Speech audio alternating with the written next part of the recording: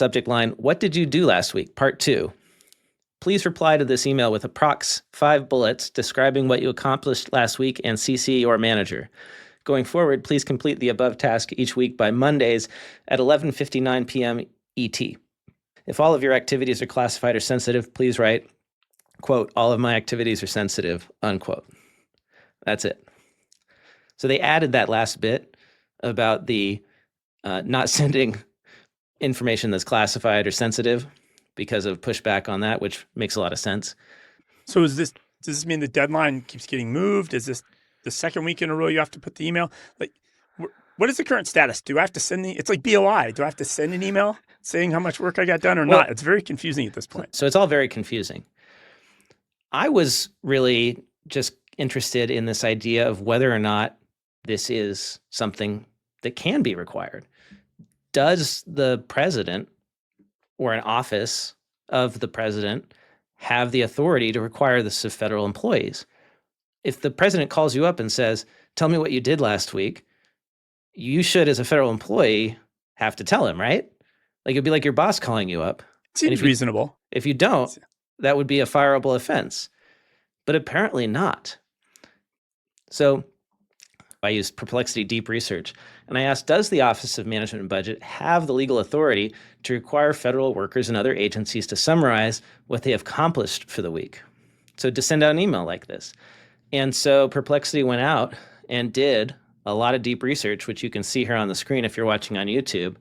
And you can read through this, what title of the U.S. Code OMB operates under, what OPM's jurisdiction is. And the conclusion is that OMB or OPM can't do this because it violates the APA's notice and comment requirements. So if OPM is going to make a change like this with this weekly reporting, they have to submit it to public comment, and the unions get to comment on this. And they have to deal with the unions because apparently asking employees to send their weekly accomplishments every week is a change in working conditions. So now that they've made it optional, they can continue to send this email, it seems like, and there's not really legal grounds to say you can't do that because it's optional. Employees don't have to respond.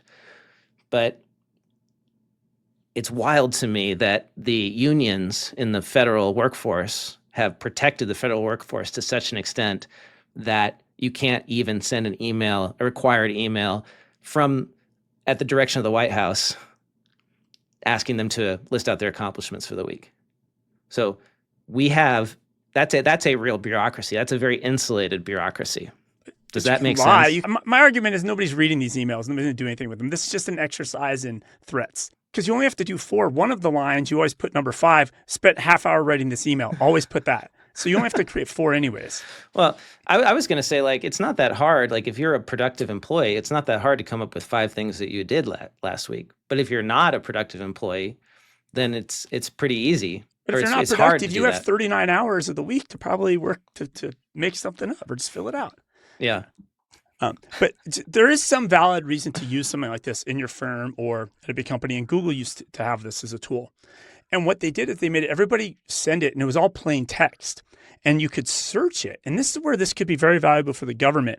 Because you might be working on and if you're at a big enough company, let's say at Google, and there's 50, 60, 100,000 employees, you might be working on something and not know 3 other employees in the company are working on something similar.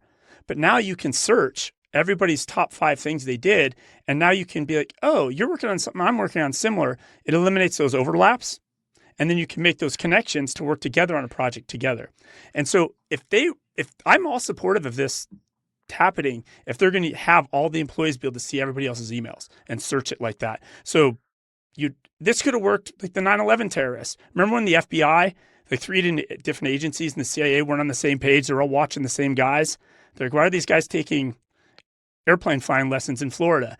And they never connected the dots. A system like this would have been so simple. Here's the 5 things I'm working on. You could search that database. You see the other people working on it. You go make a phone call. You have a conversation, move on. There is a valid reason from an organizational standpoint to do this, Well, yeah, it'd be But- extremely valuable information. Connecting the dots, like you said. If it's Yeah. shared, but I don't think it's shared. I think this is just an exercise in, instead of, it's the work from home requirement. You got to return to office so we can lay people off. You got to do this. If you don't do it, I'm going to lay you off. That's all this is. This is a tool for firing people.